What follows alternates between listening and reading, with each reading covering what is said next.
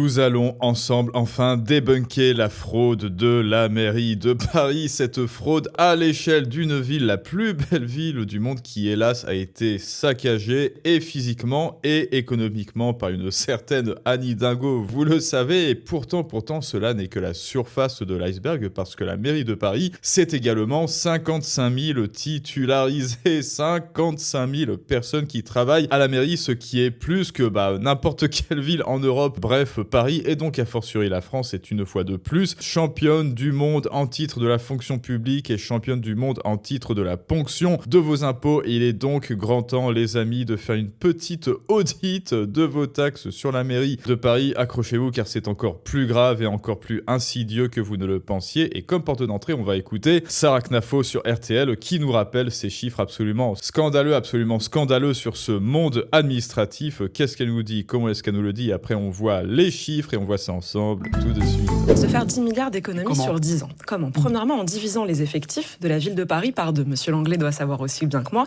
qu'il y a 55 000 fonctionnaires à la ville de Paris.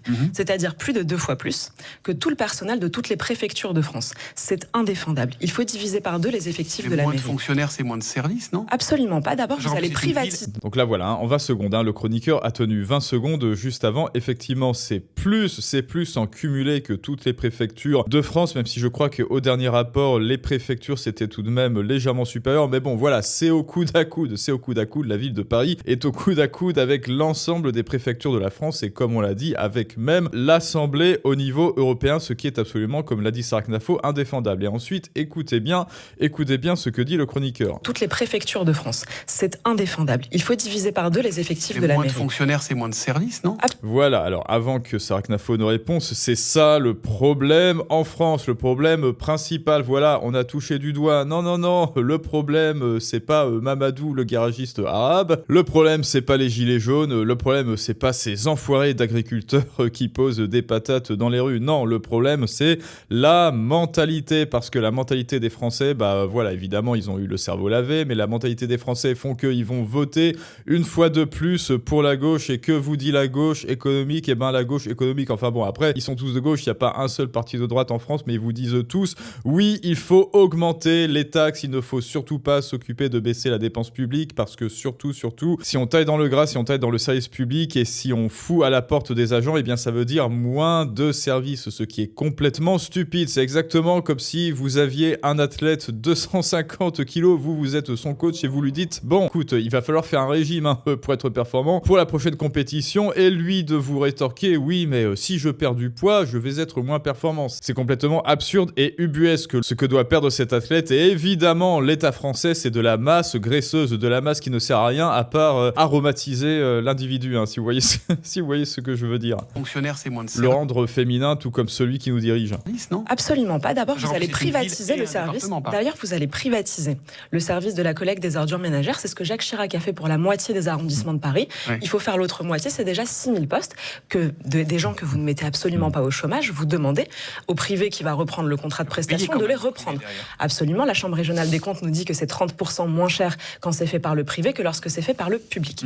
Évidemment, parce que tu vois toujours, alors je sais plus où est l'image, voilà, c'est ça. Le mec l'a posté, voilà, c'est exactement ce qu'on voit toujours, c'est 4 ouvriers ou même 5 pour s'occuper d'une poubelle, voilà. Alors là, 4 glandus accompagnés d'un gars du pays pour passer un balai, voilà, c'est exactement ça, c'est exactement la masse graisseuse dont je suis en train de vous parler. Là, le mec est en obésité morbide, il pèse, le mec administratif, l'obèse administratif qu'est la ville de Paris et la France, bien sûr, il pèse 4 fois son poids. Vous voyez dans le film Seven, là, le type qui est à table et qui est mort de faim, et c'est exactement ce qui va nous arriver, sauf que c'est nous qui allons devoir ramasser à la mano cet obèse morbide qui est 4 fois trop gros. Là, voilà, tu gardes, allez, ce mec-là, ce mec-là, tu le gardes, et puis c'est tout. Ou alors, comme le dit Sarah Knafo, tu privatises, parce que ce qui peut être privatisé, selon moi, devrait l'être. Après, vous avez le droit de pas être d'accord, bien sûr, dites-le moi en commentaire, mais moi, voilà, principe d'efficacité, d'optimisation et d'économie, ce qui peut être privatisé doit l'être.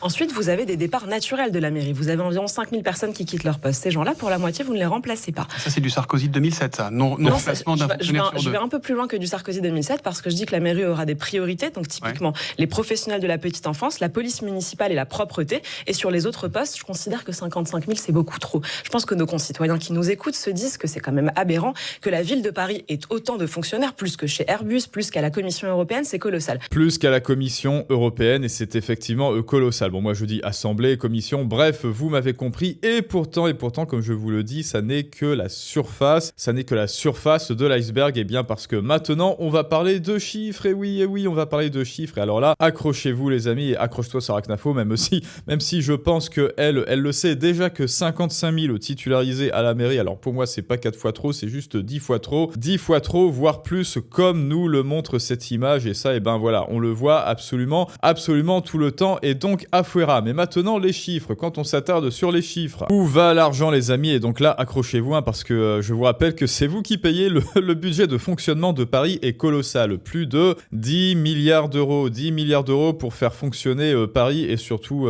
les robes d'Hidalgo. Mais on va y revenir. Voici les 3 gros postes qui vampirisent les caisses. La masse salariale, bien sûr, comme on vient de le voir, un monstre interne. Le premier poste de dépense. Le coût moyen par agent. Le coût moyen par agent passant de 41 000 à 51 000 de 2021 en 2024. Parce que des recrutements massifs dans la police municipale, alors ça ok. Police municipale qui malheureusement croît beaucoup moins vite que l'insécurité en France et à Paris. Ensuite, il y a le social avec le cumul des fonctions de la ville et de département. Environ 2,6 milliards d'euros qui partent dans l'action sociale, RSA, aide aux personnes âgées, protection de l'enfance. Et encore une fois, je vous rappelle que tout ça, ça pourrait être utilisé pour rembourser notre dette. Et en parlant de dette, voilà la fameuse dette de Paris qui a été multipliée par 10 en 20 ans. Quoi 10 Non, tu veux dire 2, 3 Non, 10 en 20 ans multiplié par 10. En 2005, c'était 10 fois moins. On passe aujourd'hui à près de 10 milliards d'euros de dette et c'était notre amie Anne Hidalgo et celle qui voulait être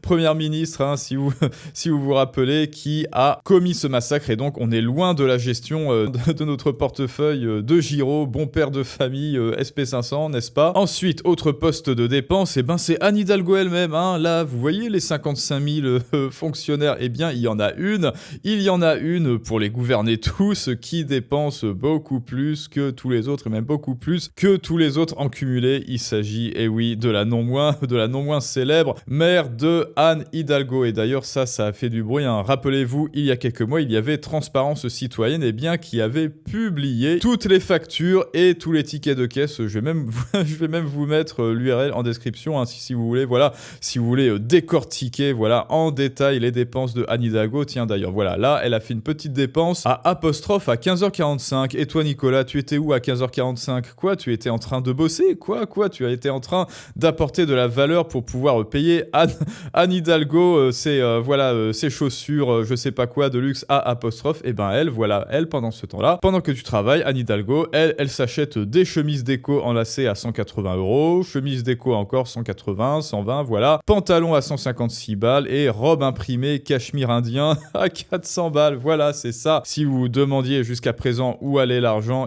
les 55 000 agents plus les dépenses somptueuses, que dis-je, somptuaires de Anne Hidalgo. Et bravo encore, d'ailleurs, à Transparence Citoyenne d'avoir fait le boulot. Tiens, Saint-Laurent. Veste Saint-Laurent, 1352 €. J'aime bien aussi, vous l'avez vu, regarder l'heure des tickets de caisse parce que vous voyez 15h41, enfin bref, les heures où tout le monde autre que Anne Hidalgo est au bureau en train de bosser. Pourquoi? Pour payer les robes de luxe de Anne Hidalgo. Enfin bref, c'est complètement n'importe quoi. Et après, évidemment, on peut alambiquer sur la garde-robe, sur le Tahiti Gate. Vous rappelez son voyage en Polynésie. Hop là, 60 000 balles plus 30 000 balles de hors forfait pour appeler sa fille. Ensuite, la communication. Et alors là, c'est encore autre chose. Paris dépense énormément en communication et en pub pour vendre sa transformation. C'est-à-dire que Anne Hidalgo placarde de la propagande, des affiches de propagande. Bah oui, parce que c'est ça, je suis désolé, c'est regardez comme je suis gentil. Et comment est-ce que je vais vous prouver que je suis gentil et que j'utilise bien votre argent, les petits Parisiens et les petits Français? Je vais utiliser des millions pour faire de la propagande par verbe performatif pour bien vous rappeler que je suis gentil. Et c'est ça aussi, ou par les dépenses. Ensuite, ce que payent réellement les Parisiens, le choc fiscal en 2023, la taxe foncière a bondi de 52%. En fait, on pourrait faire une vidéo vraiment au cas par cas pour tous ces chiffres. Moi, j'adorerais faire une vidéo vidéo que sur les tickets. Dites-moi si ça vous intéresse. Bon, après, c'est à moitié pour rire, mais où je lis vraiment au cas par cas, ligne par ligne, toutes les dépenses de tous les tickets de Anne Hidalgo. Et quelque chose me dit que l'on y trouverait quelque chose de très très intéressant. Le comparatif à Paris, la charge de personnel coûte près de 1 000 € par habitant contre par exemple 800 à Marseille ou 950 à Lyon. Il paye un surcoût de structure simplement pour vivre dans la capitale. Génial, donc vous payez plus cher, ça c'est génial. Vous payez plus cher pour subir les cacas de chiens, la pollution et évidemment Aboubacar qui va venir vous attaquer avec un couteau, plus le squat bien sûr, évidemment, et la dette bien sûr de la ville qui frôle les 10 milliards d'euros. Ensuite, un autre truc intéressant, c'est le ratio mammouth, ce que j'appelle le ratio mammouth. Paris versus le monde, et vous vous rappelez de ces 55 000 agents, et bien cela fait un agent pour 43 habitants. Et oui, voilà, un agent à payer par habitant pour 43 habitants. Il y a 43 salariés. Alors, en comptant les enfants, en comptant les personnes âgées, voilà, on peut dire qu'il y a 15 à 20 agents du privé qui vont bosser pour un agent du public, alors qu'à Londres, c'est un agent pour 107 habitants et à Rome, c'est un agent pour 95 habitants. Et vous me diriez, mais oui Nicolas, mais avec ces 55 000 agents là et ces 5 éboueurs par rue, mais alors dis donc, Paris doit être super propre, super épuré, super... Et évidemment, vous savez très bien que c'est faux. Alors comment ça se fait qu'il y ait 55 000 agents et que les rues soient aussi sales? Et c'est ça, c'est aussi le paradoxe de la propreté, malgré ces 7 000 agents dédiés à la propreté. Donc sur 55 000 agents, il y en a 7 000 dédiés à la propreté. C'est quand même pas mal, c'est plus d'un dixième, c'est beaucoup plus d'un dixième. Paris est régulièrement classé parmi les villes les plus sales d'Europe dans les sondages, malgré tout ce que dit Anne Hidalgo à la presse, c'est l'une des plus sales en Europe. À l'inverse, Londres est perçue comme nettement plus propre par ses habitants alors qu'elle externalise massivement, privatise évidemment ça alors et emploie moins de fonctionnaires directs. Ensuite, et là je pense que si on est dans une sorte d'iceberg des dépenses de la mairie de Paris, là on va vraiment toucher le fond des abysses. Et oui, il s'agit d'absentéisme. Vous vous rappelez là, quand on a regardé les tickets, vous vous rappelez de Anne Hidalgo qui achetait sa petite veste à 1 050 € à 15h30 pendant que toi Nicolas tu travailles pour qu'elle puisse acheter cette même veste, ce fameux fraudeception de la mairie. Il y a aussi un autre problème, c'est l'absentéisme. Bien que la mairie communique sur un taux de 4% d'absentéisme, les rapports IFRAP de la Chambre régionale des comptes pointent une gestion inefficace. Ah bon?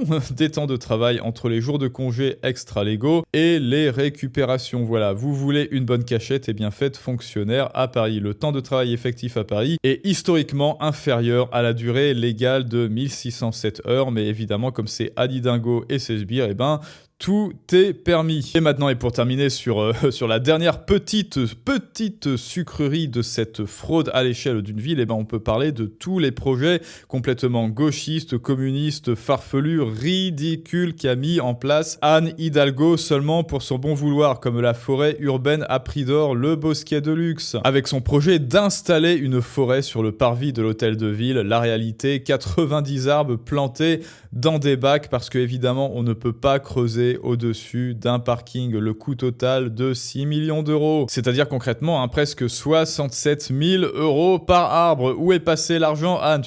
Tu vas me dire que planter un arbre ça coûte vraiment 67 000 €? Arrête de te foutre de notre gueule. À ce prix-là, on n'est plus dans l'écologie, on est dans la décoration de luxe pour un résultat thermique évidemment quasi nul à l'échelle de la place. Les Pierrots de nuit, une association subventionnée à hauteur de 1,2 million d'euros. Leur rôle, se promener la nuit avec des nez rouges et des collants pour demander poliment aux fêtards de faire moins de bruit. Efficacité discutable. Et oui, et ça se fait encore une fois avec votre fric. L'idéologie sans frontières, la mairie a financé des projets de gestion collective des ressources via une approche écoféministe. Alors ça, je sais toujours pas ce que ça veut dire écoféministe. C'est que genre les femmes subissent plus l'écologie que les hommes. Bref, ok. Injection de liquidités en Colombie ou encore des ruchers pour des femmes leaders au Togo. Eh oui, parce qu'il n'y a pas que l'argent qui est injecté dans la mairie de Paris, il est aussi injecté en dehors de la France. Donc oui, l'argent, les impôts des Parisiens financent également la Colombie et l'écoféminisme au Togo. Et on n'a pas parlé, on n'a pas parlé du plongeon à 1,4 milliard d'euros. Vous vous rappelez quand il y a des ex-ministres qui ont plongé dans la Seine? Alors moi, j'aurais vraiment peur de choper la syphilis ou alors la Anne Hidalguite, que sais-je, rendre la Seine baignable pour les JO, hein, vous vous rappelez, le coût 1,4 milliard d'euros. Le risque, malgré cette somme colossale, la baignabilité reste soumise évidemment aux aléas météo, et comme voilà, il y a des péniches et des paquebots et que les racailles ne vont pas s'empêcher de cracher dans la Seine, ou alors de cracher leurs mégots, ou alors je sais pas quoi, ou alors d'y mettre leurs déchets, ça ne sera jamais propre, c'est impossible, à moins de nettoyer les rues de Paris, si vous voyez ce que je veux dire. J'y suis, Alexis. Allez. Voir. Une salle de ping-pong dans le 17e à 1,6 million d'euros, des hamacs géants dans les parcs, des lieux de méditation sur le Champ de Mars, génial, la rue de Rivoli, pareil, transformer la rue en autoroute à vélo, hein, les fameuses mobilités douces, ce qui a créé évidemment encore plus de bouchons dans la ville de Paris parce que moins de places de parking, des tarifs de parking qui s'envolent, interdiction pour les SUV et les voitures sont diabolisées et donc plus de pollution et plus de Parisiens qui crient, donc merci Anne Hidalgo et merci à la ville de Paris d'avoir fait de cette ville un paradis, alors que peut-être qu'avant il y a genre 30 ans en arrière, c'en était un, c'en était un petit peu plus un, et maintenant les amis, vous savez désormais où va votre argent, et je vous le rappelle que si vous en avez marre de vous faire piquer comme ça le fruit de votre travail, effectivement, si vous êtes encore en France, vous n'avez pas le choix, mais vous pouvez en réalité agir en devenant maintenant responsable de votre épargne, de votre trésor de guerre, savoir en devenir responsable personnellement, savoir l'investir et le faire fructifier à son plein potentiel, surtout que évidemment vous n'aurez pas de retraite, donc il n'y a que comme cela que vous pouvez vous en sortir, et pour ça, vous le savez, la première marche, c'est devenir un outsider financier, en description et en commentaire. Et maintenant, c'est à vous de me dire ce que vous pensez de ces chiffres, de ces gabegies au nez et à la barbe de Nicolas et de tous les contribuables français bien sûr, et je vous dis à tous à très bientôt pour un prochain Storytelling du monde moderne. Mais ça, c'est une autre histoire.